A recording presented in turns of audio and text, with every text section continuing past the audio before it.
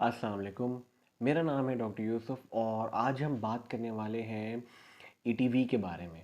बहुत सारे सवाल आ रहे थे, ख़ास तौर पे हाइड्रोकेफलस या जो दिमाग में पानी होता है उसके शंट के मुतालिक, और कि ईटीवी करनी चाहिए, शंट से बचा जाए। तो मैंने इसलिए सोचा कि एक ईटीवी के बारे में अलग से वीडियो बना ली जाए।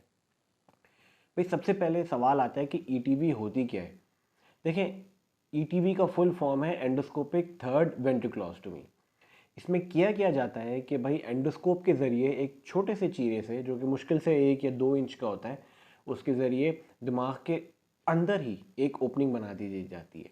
और उस ओपनिंग या रास्ते के ज़रिए पानी अंदर ही सर्कुलेट होना शुरू हो जाता है और उसकी एब्जॉर्प्शन में प्रॉब्लम नहीं आती, वो एब्जॉर्ब होना शुरू हो जाता है। अब सवाल ये आता है कि अगर एक प्रोसीजर एग्जिस्ट करता है जिससे शंट से बचा जा सके, तो हम हर एक को क्यों नहीं कर देते भाई। ठीक है, लेकिन ईटीवी का एक बहुत बड़ा मेजर ड्रॉबैक है और उसका सबसे बड़ा मसला ये है कि एज। आजकल सबको पता है, सारी इंफॉर्मेशन इंटरनेट पे अवेलेबल होती है कि ईटीवी किसी बच्चे में काम करेगी या नहीं काम करेगी। उसका एक स्कोर है, सक्सेस स्कोर। जैसे फॉर एग्जांपल किसी के 70% मार्क्स आ जाते हैं, तो उसका मतलब कि उसका मेडिकल में एंट्री टेस्ट हो जाए या एग्जामिनेशन में उसका उसको फील्ड मिल जाए रिलेटिव, तो उसका शायद चांस कम है। 80% पे बहुत ज़्यादा चांस है कि भाई उसका एडमिशन वगैरह हो जाएगा। इसी तरह का से ईटीवी का भी एक सक्सेस स्कोर है, 70%, 80%, 90%। और इसकी जो स्कोरिंग है उसका सबसे इम्पॉर्टेंट फैक्टर है एज। जितनी बच्चों की उम्र कम होती है, उस उम्र में ईटीवी इतना अच्छा काम नहीं करती। बेस्ट रिजल्ट्स होते हैं कि अगर बच्चा 10 साल से ऊपर हो या आइडियली कम से कम 5 साल से ऊपर हो, तो ईटीवी के सक्सेस या ईटीवी के काम करने के चांसेस बहुत ज़्यादा होते हैं।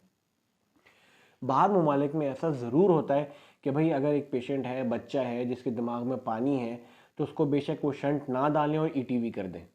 और अगर ईटीवी नहीं चली तो उसको दोबारा एडमिट करके दोबारा और ईटीवी कर दें, 2 दफ़ा कर दें, 3 दफ़ा कर दें। इनफैक्ट 5 या 6 साल तक वो 3 या 4 दफ़ा भी कर देते हैं। लेकिन वहाँ पे मसला नहीं है, क्योंकि वहाँ पे हर चीज़ इंश्योरेंस कवर्ड है। पाकिस्तान में आप किसी को भी 3 से 4 दफ़ा ऑपरेट करने से पहले 10 दफ़ा सोचते हैं, क्योंकि इतनी ज़्यादा ऑपरेटिंग कॉस्ट आ जाती है। तो अगर कोई बच्चा है जो कि पैदा हुआ है जिसके सर में पानी है, तो उसको रेकमेंडेड है कि शंट ही डाला जाए। एटलीस्ट 6 महीने तक, 1 साल तक उसको शंट ही डाला जाए। अगर आप ईटीवी करवाते भी हैं तो उसके बहुत ज़्यादा चांस है कि वो नहीं चलेगी और उसके बाद आपको दोबारा शंट डलवाना पड़ेगा। अब बहुत कॉमन है कि हमारे पास हर दूसरा जो बच्चा आता है या उसके पेरेंट्स आते हैं, वो हमसे पूछते हैं, डॉक्टर साहब आप इसको शंट तो डाल देंगे, क्या बाद में जाके ये ठीक हो जाएगा, नॉर्मल हो जाएगा, क्या ये स्क्रैबल का चैंपियन बन जाएगा। देखिए, फ्यूचर प्रिडिक्ट करना इज़ इम्पॉसिबल। अगर दो बच्चे बिल्कुल एक जैसे सीटी स्कैन के साथ आएँ और दोनों के सर में पानी है और दोनों को आप एक जैसा शंट करें, आप तब भी नहीं कह सकते कि कौन ज़्यादा इंटेलिजेंट होगा, कौन ज़्यादा स्लो होगा। देखिए, ब्रेन की बनावट अपनी तरह से है, अल्लाह की तरफ से। मकसद ये होता है कि आप जल्द अज जल्द शंट डाल दें, पानी का प्रेशर कम कर दें, ताकि ब्रेन की डेवलपमेंट नॉर्मल शुरू हो जाए और जितनी भी बेहतर हो सकती है हो। बहुत सारे बच्चे बिल्कुल नॉर्मल होते हैं या कुछ बच्चों में थोड़ा सा डिले आता है। किताबें ये कहती हैं कि वो बच्चे जिनको ब्रेन में पानी है, हाइड्रोकेफलस है, और उनको आप शंट कर दें या ईटीवी कर दें और वो सब पानी का प्रेशर कम हो जाए, तो 70% बच्चों में नॉर्मल आईक्यू होएगा। इसका मतलब सिर्फ 30% बच्चे ऐसे होंगे, 1/3 या उससे थोड़े से कम, जिनको मेंटली थोड़ी सी स्लोनेस होगी, बहुत या थोड़ी। अब इसीलिए मैं रेकमेंड करता हूँ कि अगर आपका डॉक्टर आपको रेकमेंड कर रहा है और आपके पास कोई बहुत ज़्यादा वसाइल के मसले नहीं है, तो प्लीज़ उसको डॉक्टर को दिखाएं, और अगर दिमाग में पानी है तो उसको शंट करवाएं। शंट के अपने मसले लाजमी हैं।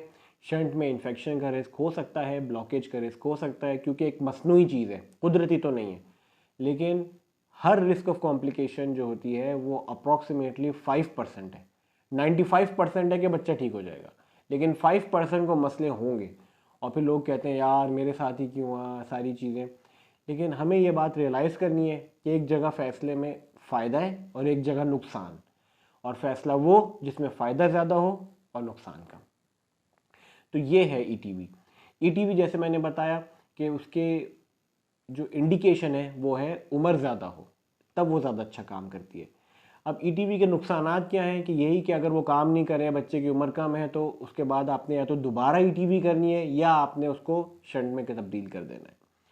तो आज का जो मेरा ये टॉपिक था वो सिर्फ और सिर्फ ये दिमाग में पानी को ईटीवी से एड्रेस करने के बारे में था। अगर आप लोग इसके बारे में कुछ थोड़ी सी इन्फॉर्मेशन लेना चाहते हैं तो आप गूगल पे या इंटरनेट पे सर्च कर सकते हैं ईटीवी सक्सेस स्कोर। ये एक डॉक्टर है बहुत मशहूर कुलकर्णी, उसने स्कोर बनाया है और ये पूरी दुनिया में यूज़ होता है कि प्रिडिक्ट करने के लिए कि ईटीवी चलेगी या नहीं चलेगी। आप खुद कैलकुलेट कर सकते हैं कि इसमें सबसे जो इम्पोर्टेंट पैरामीटर है वो है एज। आई होप कि मेरा मैसेज आपको पसंद आया होगा। अगर अच्छा लगा तो काइंडली लाइक एंड सब्सक्राइब कीजिएगा। तब तक के लिए अस्सलाम वालेकुम।